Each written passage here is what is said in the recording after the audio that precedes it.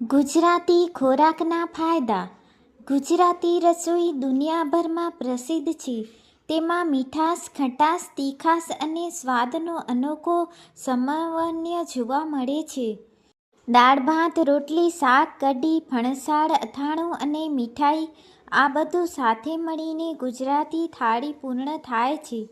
માત્ર સ્વાદ જ નહીં, આરોગ્ય માટે પણ ગુજરાતી ખોરાક ખૂબ લાભકારી છે. ગુજરાતી ખોરાકના મુખ્ય ફાયદા. સંતુલિત આહાર.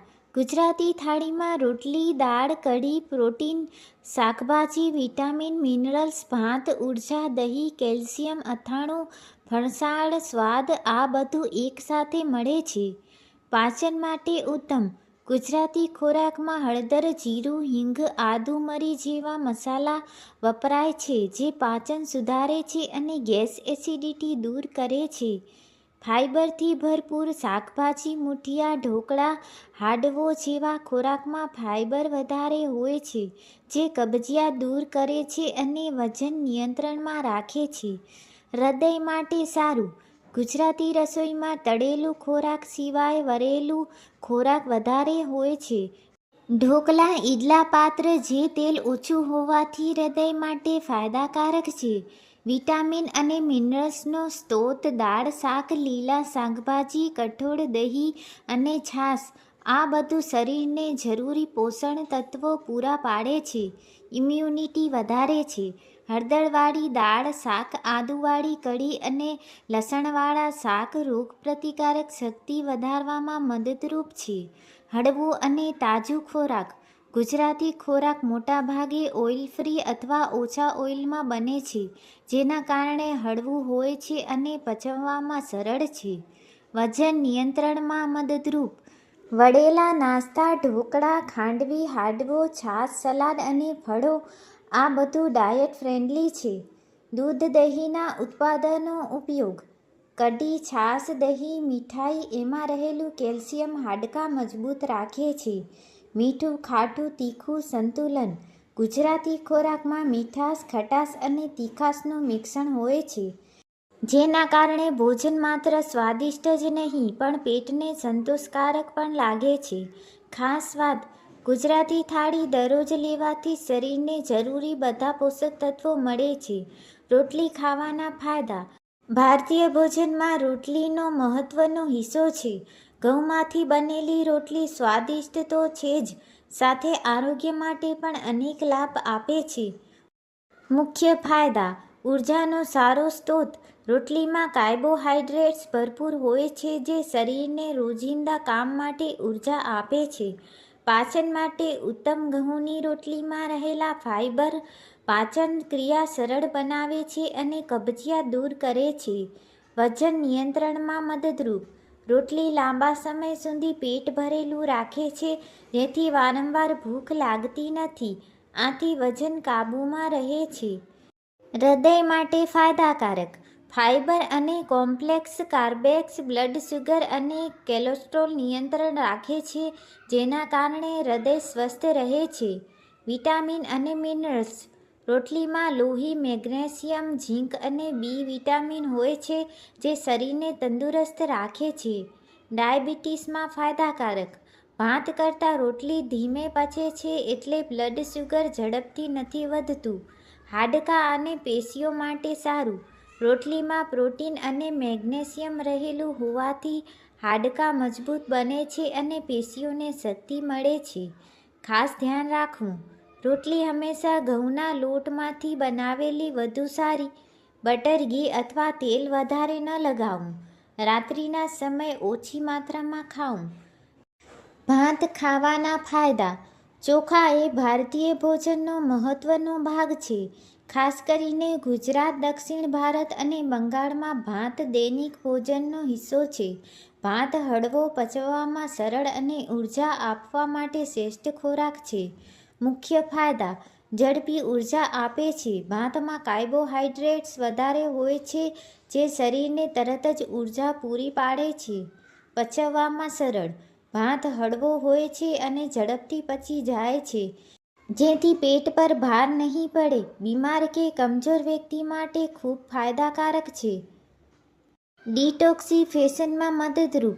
ભાત સાથે પાણી લેવાથી શરીરમાંથી ઝેરી અને અશુદ્ધિઓ બહાર નીકળે છે. હૃદય માટે સારું. ભાતમાં સોડિયમ ઓછું હોવાથી બ્લડ પ્રેશર કાબૂમાં રાખવામાં મદદ મળે છે. ગ્લુટેન ફ્રી ખોરાક. ચોખામાં ગ્લુટેન નથી એટલે ગ્લુટેન એલર્જી ધરાવતા લોકોને માટે ભાત એક શ્રેષ્ઠ વિકલ્પ છે. ખનિજ અને વિટામિન. ભાતમાં મેગ્નેશિયમ, વિટામિન બી અને સિલેનિયમ હોય છે જે શરીરના ચયાપચયને સહારો આપે છે. તાપમાન સંતુલન. ભાત ખાવાથી શરીરમાં ઠંડક રહે છે તેથી ગરમીના દિવસોમાં તેને ખાવું આરોગ્ય માટે સારું માનવામાં આવે છે. ખાસ ધ્યાન રાખવું. સફેદ ભાત કરતાં ભૂરા ચોખા વધારે ફાયદાકારક છે કારણ કે તેમાં ફાઇબર વધારે હોય છે. ડાયાબિટીસના દર્દીઓએ વધારે ભાત ખાવાથી બ્લડ શુગર ઝડપથી વધી શકે છે એટલે નિયંત્રણમાં લેવું. ભાતમાં દાળ, શાકભાજી કે કઢી સાથે ખાવું જેથી પોષણ સંતુલિત રહે. છાશ પીવાના ફાયદા.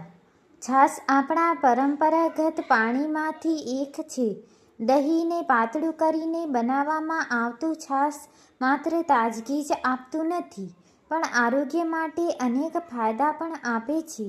મુખ્ય ફાયદા. પાચન માટે ઉત્તમ. છાશમાં પ્રોબાયોટિક્સ હોય છે જે પાચન ક્રિયા સુધારે છે અને કબજિયાત દૂર કરે છે. ગરમીમાંથી રાહત. ગરમીના દિવસોમાં છાશ પીવાથી શરીર ઠંડુ રહે છે અને ડિહાઇડ્રેશનથી બચાવે છે. વજન નિયંત્રણ. છાશમાં કેલરી ઓછી હોય છે જેથી તે વજન ઘટાડવામાં મદદરૂપ છે. એસિડિટી દૂર કરે છે. ભોજન પછી છાશ પીવાથી પેટની જલન અને એસિડિટીમાંથી આરામ મળે છે. પોષક તત્વોનો સ્ત્રોત.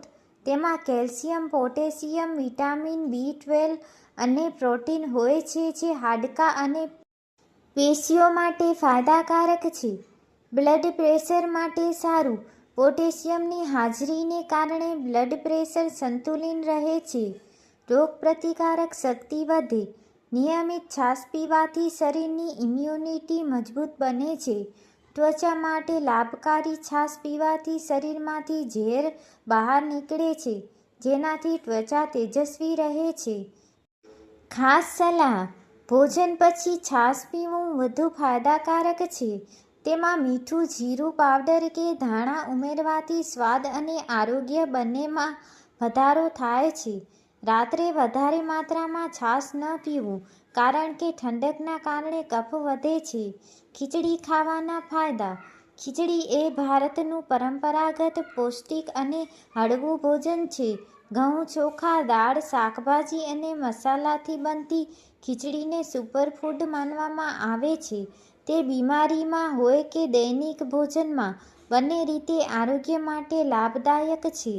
ખીચડીના મુખ્ય ફાયદા. સરળ પાચન. ખીચડી હળવી અને નરમ હોવાથી ઝડપથી પચી જાય છે.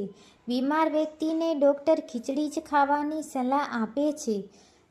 સંપૂર્ણ આહાર. ચોખા પ્લસ દાળનું સંયોજન શરીરને પ્રોટીન, કાર્બોહાઈડ્રેટ્સ અને જરૂરી અમીનો એસિડ આપે છે.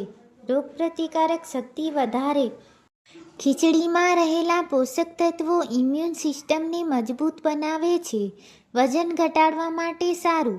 તેલ અને મસાલા ઓછા નાખીને બનેલી ખીચડીમાં કેલરી ઓછી હોય છે જેના કારણે વજન નિયંત્રણમાં રહે છે. એસિડિટી અને કબજિયાતમાંથી રાહત. ખીચડી પેટ પર ભાર નથી નાખતી એટલે એસિડિટી ઓછી થાય છે અને પાચન સુધરે છે. શરીરને ડિટોક્સ કરે છે. સાદી ખીચડી શરીરમાંથી અશુદ્ધિઓ બહાર કાઢવામાં મદદરૂપ છે. શાકભાજી સાથે વધારે પૌષ્ટિક. ખીચડીમાં ગાજર, વટાણા, પાલક, મેથી જેવા શાક ઉમેરવાથી વિટામિન, ખનિજ અને ફાઇબરની માત્રા વધી જાય છે. બાળકો અને વડીલો માટે ઉત્તમ. ખીચડી નરમ અને સરળ હોવાથી નાના બાળકો તથા વડીલો માટે આદર્શ ભોજન છે. હાડકાં અને પેશીઓ માટે સારું.